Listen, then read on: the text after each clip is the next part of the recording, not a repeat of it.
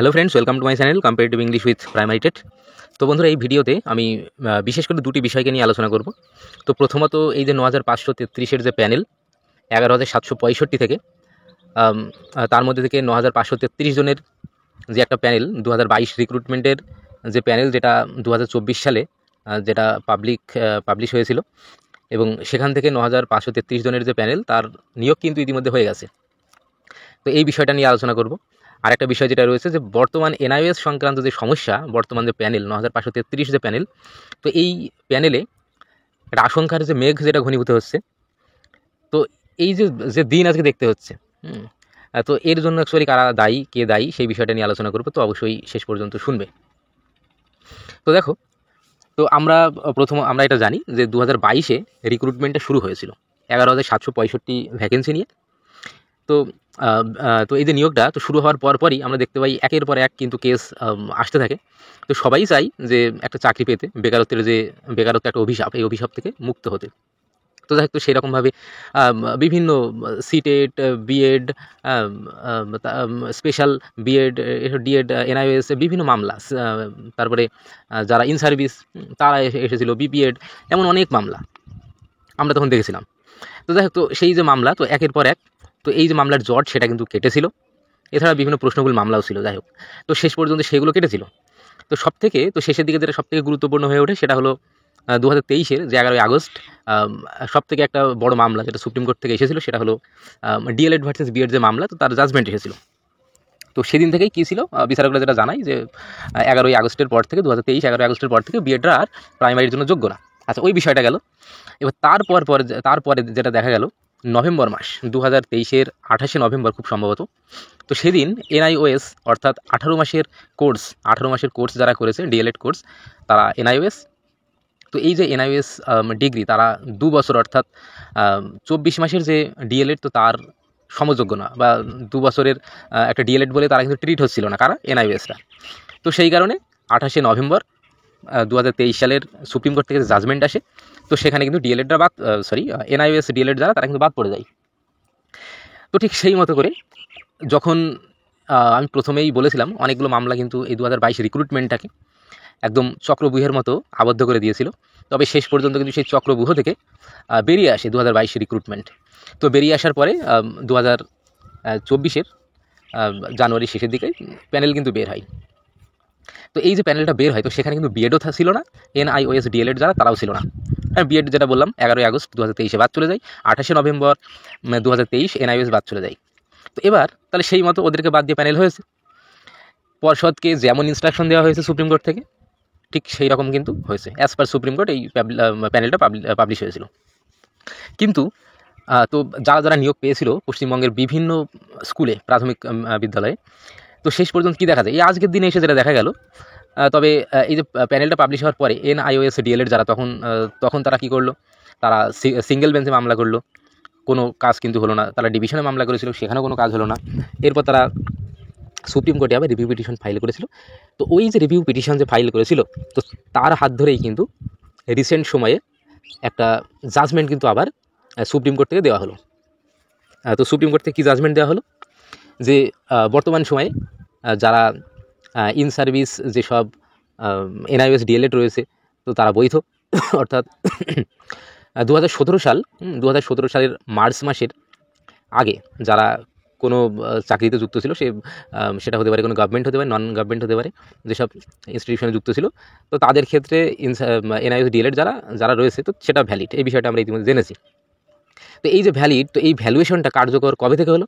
এই ভ্যালুয়েশনটা কার্যকর হলো, আমি যেটা ইতিমধ্যে বলেছি, একটা এনআইওএস যে ইনভ্যালিড, সেই জাজমেন্ট এসেছিল কবে? 2023-এর 28শে নভেম্বর। তো এই রিসেন্ট যে রায়টা এসেছে সুপ্রিম কোর্ট থেকে আবার রিভিউ পিটিশন ফাইল করাতে, তো এই জাজমেন্ট কী বলছে, যে 2023-এর 28শে নভেম্বর থেকে এনআইওএস ডিএলএড যারা আছে তারা কিন্তু ভ্যালিড। তাহলে এখানে এসে সমস্যাটা তৈরি হলো। কিসের সমস্যা? কারণ তখন বলেছিল এনআইওএস ইনভ্যালিড, সেই অনুযায়ী কিন্তু 9533-এর প্যানেল তৈরি হয়েছে। তাহলে এখন এসে যদি বলে যে সেই দিন থেকে, অর্থাৎ 2023 সালের 28শে নভেম্বর, তখন থেকে এনআইওএস ভ্যালিড, এই কথাটা যদি বলে, তাহলে তখন স্বাভাবিকভাবেই তাহলে যারা পার্টিসিপেট করেছিল এই নিয়োগে, তো তারা তখন সুপ্রিম কোর্টে দৌড়বে। তো ইতিমধ্যে তারা কিন্তু এসএলপি ফাইল করে দিয়েছে। সেটা হওয়ারই কথা, আমিও করতাম সেটা। তো এই পরিস্থিতিতে দাঁড়িয়ে তাহলে এখন একটা মহা সমস্যা কিন্তু দেখা গেল 9533-এর প্যানেল নিয়ে। তো আমি আরেকটা বিষয় বলি, এই যে দিন আজকে দেখতে হচ্ছে, যে দিন এনআইওএস ডিএলএড যারা এই নিয়োগ থেকে বঞ্চিত হয়েছিল, এই দিন তাদেরকেও দেখতে হয়েছিল, যেদিন তারা প্যানেলে তাদের নাম দেখেনি। আবার এই যে আজকে দাঁড়িয়ে যারা 9533-এর প্যানেলে যারা আছে, তো তারাও কিন্তু আজকে একদম হয়তো শেষের দিকে রয়েছে, তো তারাও কিন্তু আজকে একটা খুব একটা শঙ্কা, অর্থাৎ একটা ঘোর একটা আশঙ্কা কিন্তু তারা প্রকাশ করছে, তারা বুঝতে পারছে যে তাদের কোনো সমস্যা হবে না। তো এই যে এই দিনটা কার জন্য দেখতে হলো? তো দেখো, পর্ষদ কিন্তু আমরা যারা জানি as per Supreme Court judgement, Supreme কোর্টের নির্দেশ অনুসারেই পর্ষদ কাজ করেছে, পর্ষদকে যেমন বলা হয়েছে পর্ষদ সেরকম কাজ করেছে। তো এই মুহূর্তে দাঁড়িয়ে সুপ্রিম কোর্ট একই জাজমেন্ট নিয়ে দুই সময়ে দুই রকম মতামত দেখা দিল, যেই কারণে কিন্তু আজকে এই যে প্যানেল 9533-এর প্যানেল, তো সেটা কিন্তু আজ বিপদের মুখে। তো দেখো, আমি এই প্রসঙ্গে একটা কথা বলবো, অন্ততপক্ষে এই যে রিসেন্ট সময়ে সুপ্রিম কোর্ট থেকে যে জাজমেন্ট এসেছে, তো সেখানে অন্ততপক্ষে যদি এই কথাটাও বিচারকরা বলতেন যে রিভিউ পিটিশন ফাইলের পরে যে জাজমেন্ট যেটা তারা দিচ্ছে, তো সেই জাজমেন্টটা যেদিন জাজমেন্ট দিয়েছে রিসেন্ট সময়ে, তো এখন থেকে কার্যকর হবে, তাহলে কিন্তু এই 9533-এর যে প্যানেল যেটা নিয়োগ হয়ে গেছে সেটা নিয়ে কিন্তু ঝামেলা তৈরি হতো না। কিন্তু এই যে এর যে ভ্যালিডিটি, এটা কিন্তু বিচারকরা বলে দিয়েছেন 2023-এর 28 নভেম্বর থেকে। তো সেই কারণেই সমস্যাটা তৈরি হলো। তো যাই হোক, তো এর জন্য বুঝতেই পারছো সবাই যে অ্যাকচুয়ালি কারা হয়তো বিষয়টাকে একটু অন্যরকমভাবে ব্যাখ্যা করেছেন বা সমস্যা তৈরি করেছেন। আমি সে অর্থে কিন্তু পর্ষদের এই দিক থেকে খুব একটা ভুল দেখছি না। তো যাই হোক, তো এই মুহূর্তে দাঁড়িয়ে পর্ষদ অ্যাকচুয়ালি কী চাইছে বা পর্ষদের কী করণীয়? দেখো, আমরা বিগত দিনেও যদি দেখি, বিগত দিনেও অনেক প্যানেল নিয়ে অনেক দুর্নীতি হয়েছে, অনেক সমস্যা হয়েছে। তো পর্ষদ কিন্তু তাদের যে স্ট্যান্ড, প্যানেল বাঁচানোর যে স্ট্যান্ড, সেখান থেকে কিন্তু তারা সরেনি। তো বর্তমান সময়ে দাঁড়িয়েও তো সেই দিক থেকে দেখতে গেলে 9533-এর যে প্যানেল, এটা কিন্তু অনেক স্বচ্ছ, এখানে কিন্তু সে অর্থে সমস্যার কিছু নেই। আর 9533 যে ক্যান্ডিডেট, যে ইন সার্ভিস টিচার, তো তারা কিন্তু সবাই গভর্নমেন্ট এমপ্লয়ি বর্তমানে, তো তাদের রক্ষা করার দায়িত্ব পর্ষদের উপরে কিন্তু একদম সবার আগে বর্তায়। তাই পর্ষদ অবশ্যই বুকসি দিয়ে লড়াই করবে কীভাবে এই প্যানেলটাকে বাঁচানো যায়। আর তার পাশাপাশি 9533 যে ক্যান্ডিডেট তোমরা রয়েছো, তোমরা যারা আমার ভিডিও দেখছো, তো তোমাদেরও কিন্তু উচিত এই প্যানেলটাকে কীভাবে রক্ষা করা যায় সেই ভাবনা ভাবা। তো তার জন্য যেসব প্রয়োজনীয় পদক্ষেপগুলো নেওয়ার প্রয়োজন, তো অবশ্যই তোমাদের কিন্তু সেই পদক্ষেপগুলো নিতে হবে। না নিলে কিন্তু অবশ্যই একটা সমস্যা হয়তো তৈরি হতে পারে। আচ্ছা, আরেকটা বিষয় যেটা আমি বলবো, তো এটা কিন্তু খুব গুরুত্বপূর্ণ, এটা শোনো। তো এখন পর্ষদের উপর কিন্তু অনেক কিছু নির্ভর করছে। তো পর্ষদ যদি যে সংখ্যক এনআইওএস ক্যান্ডিডেট রয়েছে, তো সেই ক্যান্ডিডেটগুলোকে যদি তারা নিতে পারে, এই প্যানেল তো আর কিছু সে অর্থে হয়তো করা যাবে না। তো প্যানেলটাকে, তো যে ক্যান্ডিডেট আছে এনআইওএস, তো তাদেরকে যদি ডাইরেক্ট রিক্রুটমেন্ট দিয়ে দেয়, তাহলে সেক্ষেত্রে একটা ভালো ব্যাপার, তাহলে সেক্ষেত্রে সমস্যা হবে না। বা আরও একটা বিষয় যদি করে, সবাই তো অবশ্যই রিক্রুটমেন্ট পাওয়ার যোগ্য না, সব ক্যান্ডিডেট, সব এনআইওএস, তো একদম তাদের যে র্যাঙ্ক, তাদের র্যাঙ্ক অনুযায়ী তারা তুলনা করতে পারে।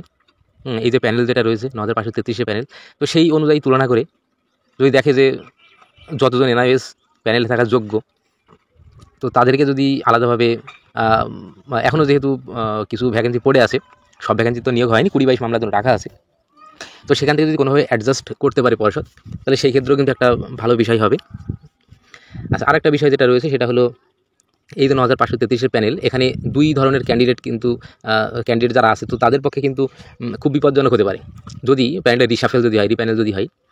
কীভাবে, আমি কেন কথাটা বলছি দেখো, এমন তোমরা অনেক ক্যান্ডিডেট রয়েছো যারা এই যে অন্যান্য কোনো একটা চাকরি করতে আগে, তো সেখান থেকে সেই চাকরিটা ছেড়ে এখানে এসেছো।